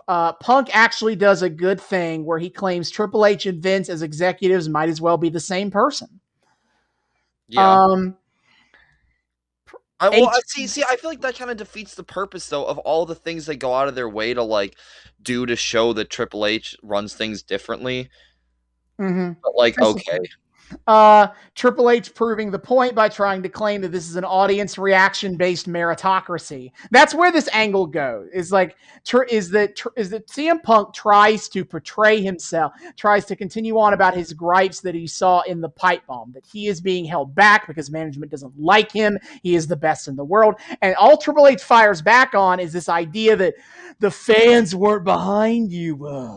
You just had to keep working hard. This is a meritocracy. okay. Like that's the way he tries to play this. Is that if CM Punk didn't get more opportunities, but that he felt he deserved, then he just wasn't cutting the mustard enough, and he just had to keep working hard, and he would eventually get there, like as proven by the people's reaction to the pipe bomb. But I don't understand. Who is this coming out in favor of narratively? I don't know. I don't know where they're trying to take this story because Triple H, as I'm about to tell you, doesn't really turn heel in this, and neither does Punk. But then, what? What is the point? I wish I could tell you. Also, last thing I wrote here, two last things. I wrote, Triple H expects me to believe that he saw nothing in John Cena. He tries to relate Punk's point about like, John Cena got all the opportunities, and he tries to be like, well, John Cena worked his ass off, and nobody believed in him until he showed his work ethic. I call bullshit. Yeah, bullshit. Have you ever seen John Cena? Just look at the guy. I refuse to believe that Triple H or anybody at WWE looked at John Cena and didn't at least see something. Yeah. That's ridiculous. Yeah, and then I wrote this. I really do feel like this is like the most shark jumping line Punk has ever said. Is that he kind of ends it off in this big like wham moment where he says, "This isn't CM Punk talking to Triple H. This is Phil Brooks talking to Paul Levesque." Like he's trying to this is like one of the dumbest things like shoot things in wrestling where you name drop your real name to show how serious this is. And the worst part is I could see that working in a timeline where they did much better follow through on this story, but they didn't. It just lost all purpose and just clearly spun its wheels with irrelevant bullshit for a while, and they still tried to give it this gigantic final speech there that was not earned remotely. Yeah, and then at Night of Champions, Triple H wins. Because he's not getting removed from the COO position. And then the next few months become this insane. The heels of this storyline are Kevin Nash, R-Truth, and The Miz. R-Truth and The Miz get inserted here as kind of like the chaotic heels gonna destroy WWE. They run a whole angle where the locker room walks out on the company and Triple H because of the Miz and R-Truth. Those two guys alone make the entire locker room quit. The fuck? And we get an amusing episode where they actually try to commit to this bit of like, we have to do a 2-hour episode of Monday Night Raw with like 5 people.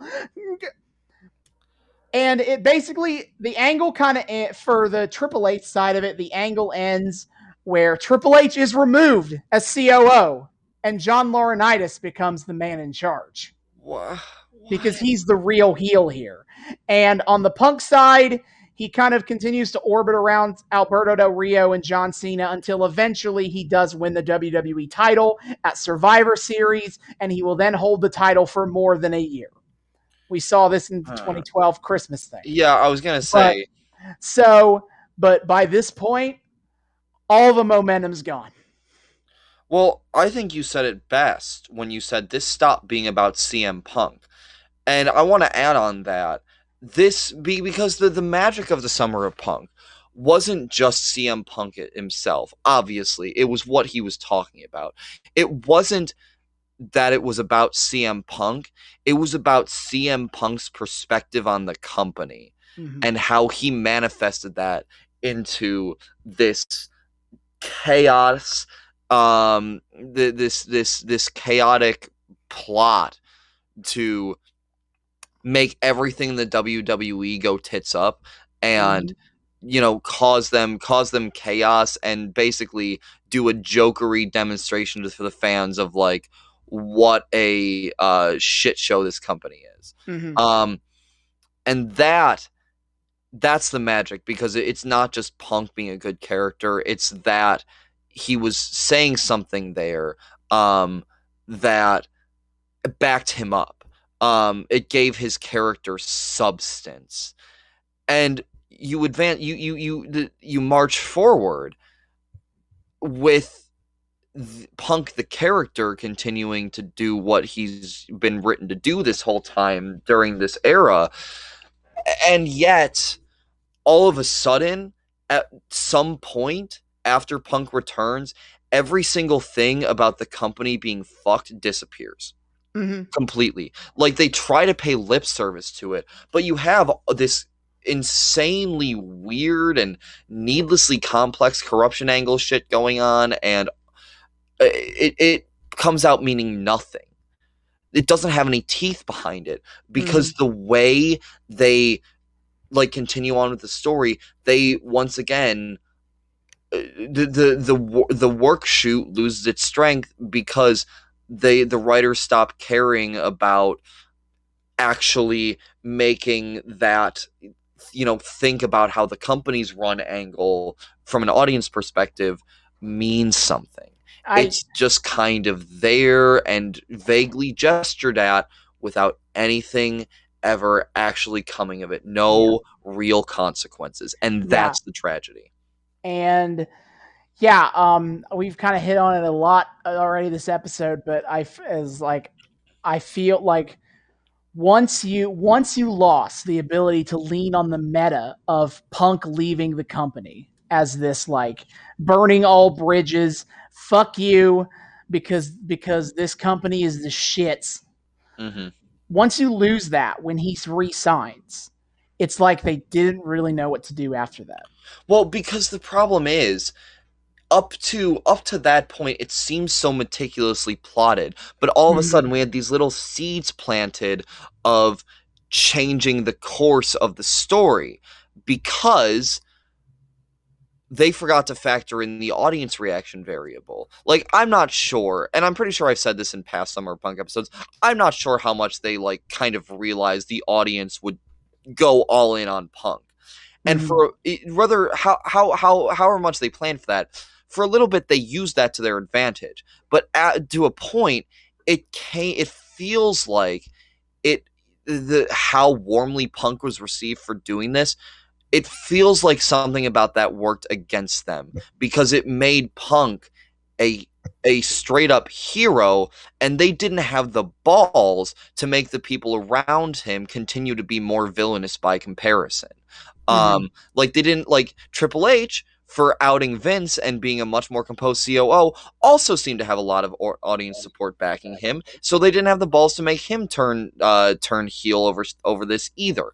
And on top of that, like, again, they meticulously plotted it up to a point to like work around the whole like CM Punk is actually leaving the company and we need to do something about that. But past that, the further implications never went anywhere. They clearly didn't think of where it would go past that. Nobody thought any of this through, and it just kind of became a jumbled mess as a result.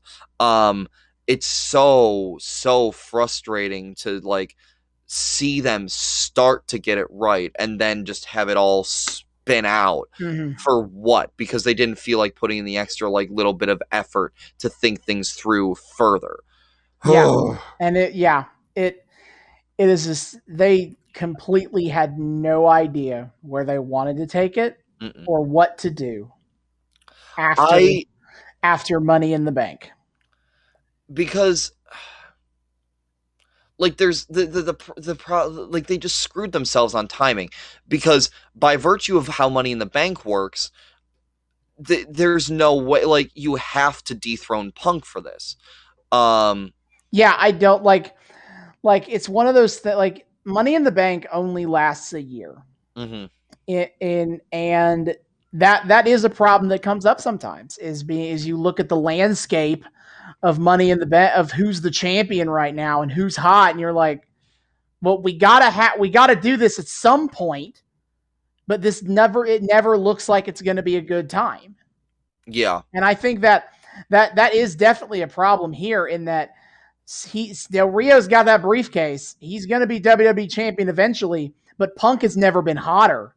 When exactly should Del Rio do this? See, there's a number of ways I feel like they could have played this to work it out better.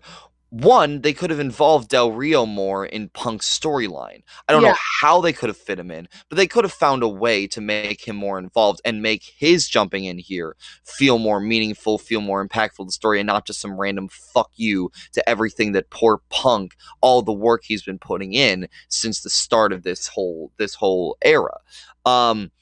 Two, you could have had him legitimately cash in and have Punk overpower him and still win it. Which would have been the ballsiest move yet, because no one had ever failed to cash in Money in the Bank, but before, at that point, like, it had been a literal literally 100% success rate. And so again, that would have been real ballsy to do that cash in and have CM Punk win anyway. But that would have been another thing that would have tied Del Rio more into the story. Give Punk a long-standing enemy that, like, means something, rather than he's really feuding with Cena for the title and Punk's just kind of in the background like, hey, give me my belt back. Hey. Yeah, he's just kind of in the background until it's like, all right, time to win the title. Yeah. Or realistically also till The Rock shows up, and so Cena can fuck off and do that. Yeah. Or you want to go really, I will fully admit this is me, like, being really selfish in my kind of, like, headcanon booking. Here's a wild one. Have Mysterio retain the title, and Punk comes back, and he's expecting to have his big showdown with Cena, and he comes back and is like, oh, this wasn't what I was planning for. And then you get to kind of have your cake and eat it too, where he can still make legit, like you can still have it both, where he's making legitimate points about how screwed the company is, but you can distract better from the fact that there's not actually going to be any substantial change within the company policy, by also having it be that it becomes almost an ego trip for Punk of like, wait, this isn't the big cinematic, twist I was trying to shadow script, and have him be an asshole too. Yeah, and because Rey Mysterio isn't John Cena. He doesn't. There's not that same baggage there that allows that Punk can latch onto in his quest to prove WWE is this awful entity. Mysterio probably would agree with some of the points he makes, but still have that attitude of hey, it's about the fans, man, and if you work hard and the fans accept you, it's all good, Yeah. Have someone who can make a real counter to Punk that doesn't come off condescending, both because Rey Mysterio is better at that than Cena is, and also Rey Mysterio doesn't have 50 bazillion world titles that plays into what Punk is that plays into Punk's martyr complex. Yeah. And he has to play off against somebody who CM Punk has won more world titles than Rey Mysterio has. Yeah, and the best part, he has to play off of that. And then you have Cena in the background. being like, hey, I want belt again, please. And that's far more effective because we understand why Cena's going, I want belt again, please. And it works from the angle of, is Cena legitimate or is he just a clout chaser? So we have that to latch onto as well. And then you have Del Rio with the Money in the Bank on top of that. And I'm sure WWE being WWE, they could have tried to cash in on some sort of like Hispanic rivalry bullshit between him and Mysterio.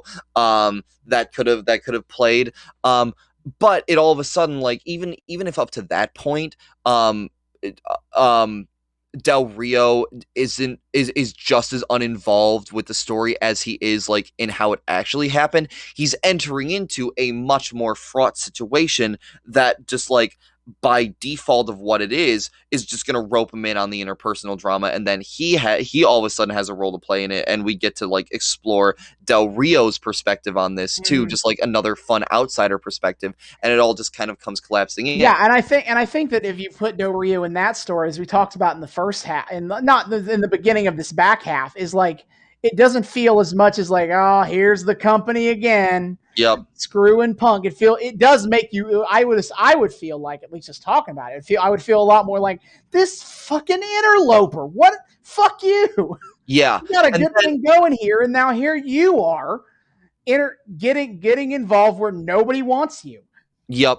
And then we kind of have this giant gauntlet of all these people that are involved in this kind of got dragged into it just by virtue of like Punk's chaos, not accounting for, changes in the tide. And we could kind of see it play out from there of letting the audience figure out and letting the audience, I guess mostly letting the audience figure out like who they think is right. And then you can kind of get away with not having the big substantial change in the company because it becomes more about the people, but in a way that remains engaging and not this random, we're pulling fucking Diesel in for no reason to feud with Punk for no reason. And it becomes a corruption thing, but not a corruption thing we're going to really nod to within the context of Punk being bothered by the corruption that goes down in the company. Yeah, I think in the middle of that, you kind of hit the heart of the issue in that it was like we can't really make the big sweeping changes IRL that Punk was talking about because that's not how corporations work. But at the same time, if it had been compelling TV, people would have let that go. It would have been like, man, if only we could have really went somewhere different with the Money in the Banks and like him quitting and all that. Yep. But at least you could hang your hat on. At least the stuff that came after was really good. Yeah. We got neither. We don't really get a satisfying payoff to what the pipe bomb was going for, nor do we get particularly compelling television in lieu of that. Yeah. It's I don't know, like I'm just imagining this, and even with the scenario we set up, you could even have that ending line where Punk breaks the kayfabe names. And instead of saying that to like Triple H, he says it to Cena or somebody else. Well, Cena's real name is Cena. John Cena, well, that's his real name. Oh well, crap. Him telling Rey Mysterio, I'm talking to Oscar Gutierrez would have been wild. Yeah, no, but something where instead of saying it to Triple H, because at this point, like dragging Triple H in on this, like it doesn't work. Where it all kind of comes collapsing in on him, and he realizes, oh God, I'm part of the problem too, and it doesn't become like this weird, like feckless plea to the authority, but more like peer to peer. Everything's kind of fucked. Let's go backstage and figure this out for once peacefully. Like, I don't know. No way WWE would ever resolve things like that. Yeah, but I get you saying. But all this to say, like, he could still have a line like that and have it work if they played it with that much more like interpersonal context rather than trying to make it feel like we're still criticizing the company even though we're not remotely doing that. Yeah, I not gonna lie, I have never considered Rey Mysterio being still an active participant in this storyline as a way to change it, and I hate that I never thought of it because that's a really good. I love the idea now that you've mentioned it. I mean, again, I say that for totally selfish reasons, just because I love Mysterio. But it's a really good idea. And like, see, Mysterio was literally WWE champion right before we rehashed Punk Cena again. He had every reason to still be involved, and he just kind of didn't bother.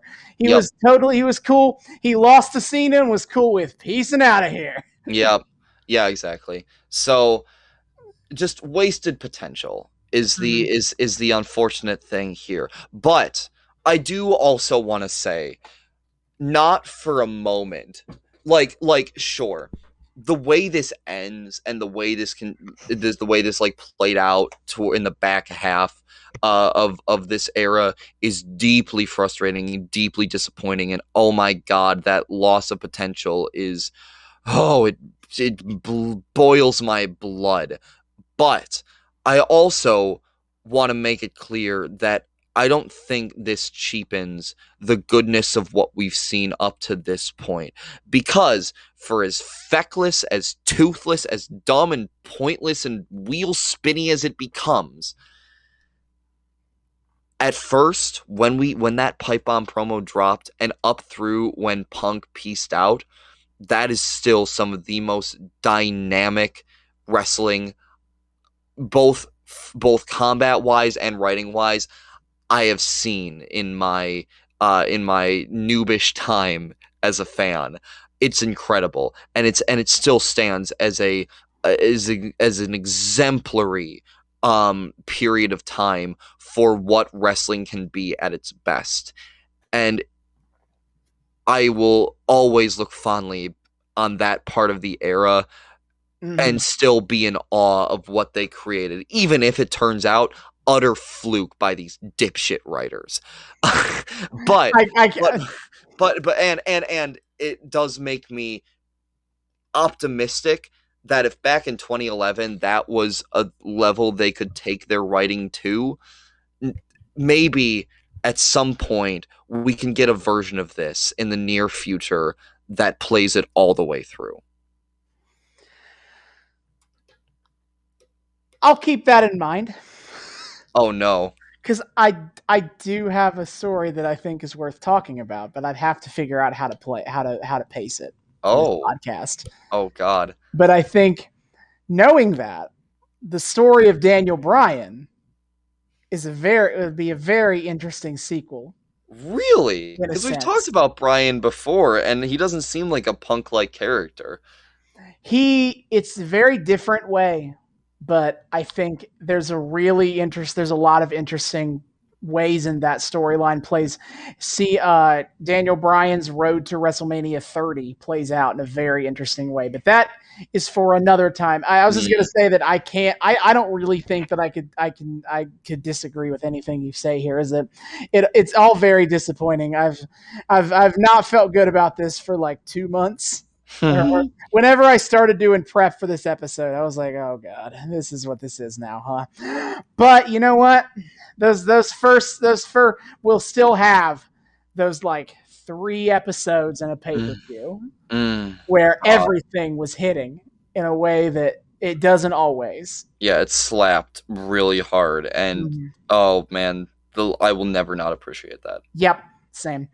So they've come to the end of that. I kind of liked what we did last time with the WCW stuff, and let's go ahead and talk about what is filling our modern era WWE time block. And I don't know what I was going to do for this storyline before I came to this idea. I'll be honest. Okay, but I felt bad that I kept subjecting David to crappy women's wrestling. I felt very bad about it. Oh, Jesus. Because women's wrestling can be amazing. My favorite match of all time is a women's match. I've seen some really good examples of it. And why don't we talk about my favorite women's match of all time? Okay. My favorite, but that's for later in this plot. Oh, but we're not starting with that. We got to build to it, David. Okay. And build we shall, because our next modern wrestling block, we will go to the build of the women's revolution in WWE, and it all started in NXT in the development show. From Oh, across 10 months of time was the beautiful era of 4 women: Sasha Banks, Charlotte Flair, Bayley, and Becky Lynch. We are talking about the era of the 4 horsewomen of NXT. oh, that's exciting. As for next time, I have it's not as exciting as that, I'm afraid. We return to the new generation. SummerSlam is but weeks away. Oh yeah, we still have 2 more fucking episodes of that. But and the question becomes, 2 Undertakers, what's that about? But only one. But there is one man, David. One man who can solve the mystery of the Undertaker. That man is Leslie Nielsen. We will. What? Detective Frank Drebin is on the case of the 2 Undertakers. As we watch Sunday Night Slam, August 1994. Oh no. Oh no. I'm going to have to watch The Naked Gun, I see. Oh no. Oh, Jesus Christ. It's even dumber than I imagined. And with that, David, please hit our plugs. Oh, if I have to. Okay. Oh, my friends, my dear, dear friends, thank you once again for joining us on this absolutely wild train ride that is professional wrestling with, in this case, the WWE. We love having you. If this is your first time joining us, welcome. We are so happy that you are here. If you would like to continue joining us and you are not entirely sure how to do so, never fear, my friends. I am here to tell you how. 1, you can subscribe to us on YouTube. We are the Noobs and Knockouts podcast. Hit subscribe, ring that bell, like and comment and all that good stuff. Add us to your playlist. Add our playlist to your playlist lists. You know, anything you can do to bone up on our content, both past, present, and future, is hugely appreciated. We hope you enjoy and stick around and continue to enjoy. Next up, you can also find us on all of the best places to find podcasts: Spotify, Apple, and Google. Give us a listen, follow us, give us ratings, tell the podcast algorithms how awesome we are. All that beautiful, beautiful engagement is something we deeply, deeply value. You can also find us on social media. We can be found on Twitter at Noobs and Knox Pod. That's Noobs, the letter N, Knox Pod. Because Twitter is, his whole thing about character limits. We post memes, we interact with the broader wrestling fandom, and as always, Austin is live tweeting his wrestling schedule experience. What's coming up for that one, buddy? Excellent, yes. Unfortunately, I did promise WrestleMania Backlash. I forgot to watch that show. Oof. It seems like a pretty good show, but also it had Miz being eaten alive by zombies as a movie tie-in. So I think at the end of the day, I'm okay with that, missing out on that one. Anyway, what is coming up? As always, I will be live tweeting AEW Dynamite, except for nights like tonight where I'm recording for this. Funny how that happens. But as it is the only wrestling show that I consistently watch live every week, we'll be tweeting that out. But I also endeavor to live tweet. Also, I'm going to go point this out right now. Have no intent, not TBD on will I live tweet AEW's second show, Rampage, coming Friday nights at 10 p.m. in August? I don't know yet. But I'm just going to throw that out there. Now, also live tweeting the pay-per-views. And at the end of the month, AEW Double or Nothing 2021 is upon us, May 30th. a week away by the time this episode drops. And we have the whole damn card together because they're about to get preempted for basketball. So we got to get all this stuff on the cards now or in our regular time slot. Are 9 matches on this pay-per-view. We have the Young Bucks versus Jon Moxley and Eddie Kingston for the World Tag Team Championship. We got Sting and Darby Allin versus Scorpio Sky and Ethan Page in a tag team match. Ooh. We got The Pinnacle versus the Inner Circle in a Stadium Stampede match where if the Inner Circle lose, they must disband. We have Miro versus Lance Archer for the AEW TNT Championship. That is going to be a banger. It's going to be 2 beefy sons of bitches going at it. Then we're going to get Adam Page versus Brian Cage in a singles match. It will in fact be a rage. We shall rage against the machine, if you will. Indeed, we will have the Casino Battle Royale, where the winner will get a future shot at the AEW World Championship. We will have Cody Rhodes versus Anthony Ogogo in a singles match, and the less I have to say about that storyline, the better. The better. We have Hikaru Shida versus Dr. Britt Baker, DMD.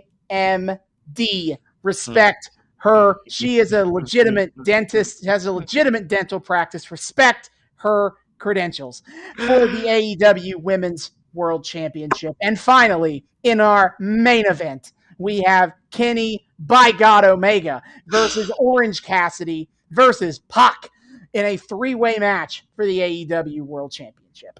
Oh, man, that's going to be a lot. Austin has some fantastic takes and discourse that he drops on the Twitter feed, on the reg. Be sure to check it out. It's good shit.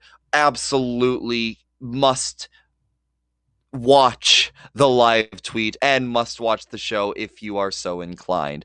You can also email us. You can find us at noobsandknockoutspod@gmail.com. That's noobs, the word and this time, knockoutspod@gmail.com. Email us, say hi, tell us what you think of our beautiful, sexy voices, and you know, drop requests and whatever else have you. And finally, you can follow us on our Patreon. $1 a month gets you early access to episodes and a shout out at the end of each episode. Yep. See you guys next time. Hasta luego.